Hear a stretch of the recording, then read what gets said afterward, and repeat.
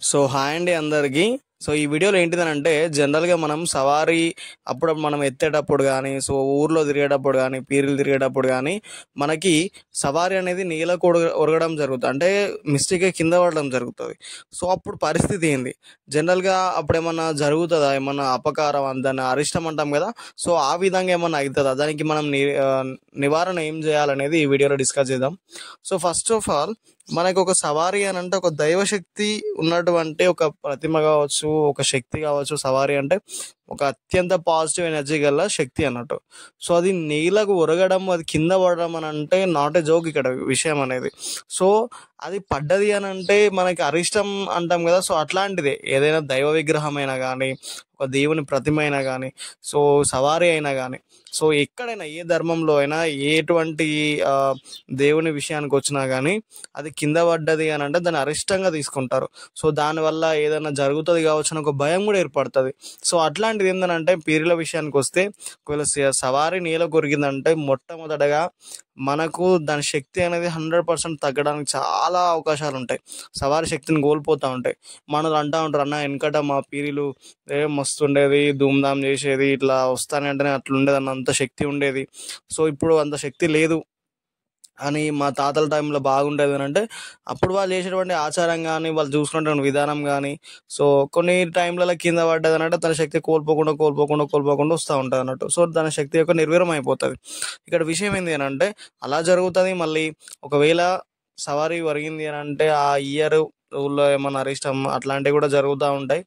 అంటే జరగచ్చు, జరగకపోవచ్చు, బట్ ఇట్లాంటి జరిగే అవకాశాలు ఉంటాయి. లేకపోతే సవారీ ఇట్లా కింద పడ్డప్పుడు ఎవరికైనా ఆ సవారు వచ్చి ఎత్తే వాళ్ళకి ఏమైనా కొద్దిగా హెల్త్ ఇష్యూస్ కానీ, సో ఇంకేమైనా జరిగే అవకాశం ఉంటుంది. కాబట్టి దానికి ఎందుకు అట్లా జరుగుతుంది అని అంటే మనం చేసింది తప్పు అని కాదు, మనం కింద పడేయడము, మనం మిస్టేక్ అయి పడేస్తాం కానీ ఎవరు కావాలని కిందైతే పడేయరు, అది తప్పు అని కాదు. కానీ సో ఏదైతే ఒక శక్తి అనేది నీళ్ళకు ఉరిగితే దాని మీదటువంటి దుష్ట శక్తులన్నీ కూడా దాని మీద అంటే అట్లాంటి నెగిటివ్ ఎనర్జీస్ కూడా దీని మీద అటాక్ చేయడం కానీ, దీన్ని ఆ, దాని శక్తి తగ్గించడానికి బాగా ట్రై చేస్తాయి అన్నట్టు.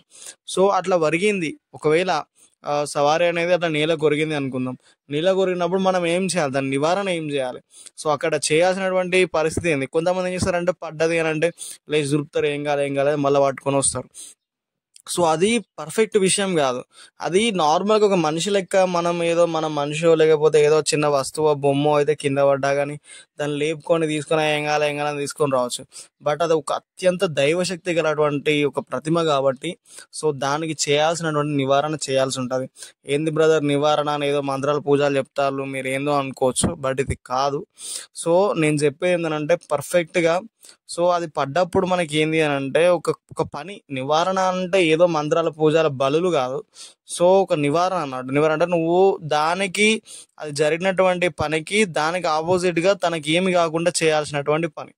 సో దానికి దేవుడే కాదు బ్రదర్, దేవునికి ఏమవుతుంది, సో ఆ పంజర శక్తి ఉంటుంది కదా దానికి ఏమవుతుంది నువ్వు ఎప్పుడు అనుకోవద్దు.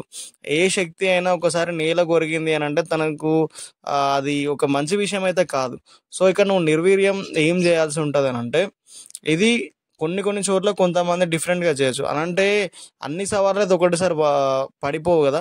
సో ఒక సవారీ పడిపోయిందంటే ఇంకో సవారీ యాక్టివేట్లో ఉంటుంది కాబట్టి తను ఖచ్చితంగా మనకు చెప్తాడు ఏమి యొక్క అక్కడ నివారణ కోసం ఏం చేయాలనేది. ఇంకో సవారీ ఉన్న వాళ్ళు నిలబడి ఉంటుంది కాబట్టి ఆ శక్తి అనేది మన వంటి మీదకి వచ్చేసి సో ఇలా చేయండి, ఇట్లా కొబ్బరికాయలు ఒక 11 కొట్టండి, లేకపోతే 101 కొట్టండి అక్కడ, లేకపోతే ఇట్లా పొలి పొలి అంటాం కదా, పొలి అంటారు సంథింగ్, ఇట్లా పొలిమేర అంటాం చూసినావా. సో ఆ విధంగా ఏది తనకి పడ్డది కాబట్టి ఎటువంటి శక్తి అక్కడ ఆకర్షించకుండా తను బయటికి అక్కడ ఏది కూడా తన మీదకి అంటే ఆ శక్తి మీదకి ఏది కూడా అటాక్ చేయకుండా సో పొలి కట్టడం అని అంటారు. సో దాని చుట్టూ కూడా ఇట్లా ఒక పొలిమేర లాగా పోయడము, ఆ గంధం నీళ్ళతోటి దాన్ని శుభ్రపరచడము, కింద ఆ చుట్టుపక్కల మొత్తం గంధం నీళ్ళు చల్లడం, అంటే ఇట్లా నిమ్మకాయలు ఇట్లా సంథింగ్ కోస్తూ ఉండరు. ఇవన్నీ కూడా అంటే ఏం చేయాలి, క్లారిటీగా ఏం చేయాలన్నా నువ్వేం చెప్తలేవు అనుకోవచ్చు, బట్ ఇక్కడ నేను చెప్పింది చేయడం కాదు. సో అక్కడ సవారీ అనేది ఖచ్చితంగా చూపిస్తుంది నీకు ఏం చేయాలి చేయాలో ఆ పడ్డ సవారి కాదు, దాని పక్కన ఉన్నటువంటి సవారు ఒక్కటే సవారు ఉంటేనేమో సో అదే సవారి గట్టుకు వచ్చి చూపించడం జరుగుతుంది. ఆ వేరే సవార్లు ఉంటాయి కదా, దాని చుట్టుపక్కల ఉన్నటువంటి సవాళ్ళు వాళ్ళు నిండుకొని ఆ శక్తి వాళ్ళ మీదకి వచ్చేసి ఇలా చేయండి, ఇక్కడ అరిష్టం జరిగింది, సో ఇలా చేస్తే దీని నుండి ఇది మనకు విముక్తి అయిపోతుంది కాబట్టి మనకి ఎటువంటి ప్రాబ్లం ఉండదు అది ఇది అని వాళ్ళు ఇంటిమేషన్ ఇస్తే దాని ప్రకారం కొన్ని టైమ్స్లో ఇక చెప్పొద్దు కానీ సో యాటను ఇట్లా కోయడము, అక్కడ రక్తం పడేయడం అది కూడా జరుగుతూ ఉంటుంది. బట్ అది చేయండి అని నేను చెప్తలేను. బట్ అక్కడ ఉన్నటువంటి పొజిషన్ బట్టి మనకి క్లారిటీగా నిమ్మకాయలతో ఇట్లా కోసేయడం ఆ చుట్టుపక్కల కానీ ఇట్లాంటివి అవన్నీ కూడా మనకు చూపించడం జరుగుతుంది. మనకు చూపిస్తే అతను మనం మీకు చెప్పిన ప్రాసెస్లో అక్కడ ఉన్న పరిస్థితులను బట్టి, అక్కడ ఉన్న ఊరుని బట్టి, అక్కడ ఉన్న పడ్డ విధానం బట్టి, సో ఎవరి చేతిలో పడ్డది ఏంది అనేది కూడా ఉంటుంది కదా, పిల్లల చేతిలో పడ్డదా, దైవశక్తి గల మనిషి చేతిలో ఉంటే పడ్డదా, ఏదైనా శక్తి దానికి గట్టిగా తాకి పడ్డదా.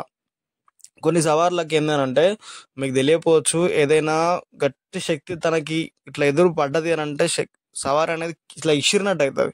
సో అట్లా ఇసిరినప్పుడు కూడా అది నీళ్ళకి తాకొచ్చు.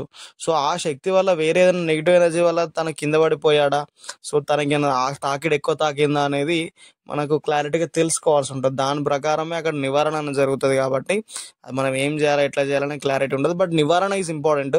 అది నిమ్మకాయలను, కొబ్బరికాయలను, వాట్ ఎవర్ ఇట్ ఈస్, ఏదైనా గంధం నీళ్ళతోట పొలి కట్టడమా, సో ఇదంతా కూడా. So thank you so much for watching my video. మీకేమన్నా డౌట్ ఉంటే కామెంట్ చేయండి. నాకేమైనా తెలియని విషయాలు ఉంటే కూడా నాకు కింద కామెంట్లో తెలియజేయండి. సో అన్నీ నేనైతే నా ఓన్గా చెప్పినవి కావు, సో మా గురువులు వాళ్ళు చెప్పిన విషయాలు నేనైతే చెప్పడం జరుగుతుంది. So thank you so much for watching video.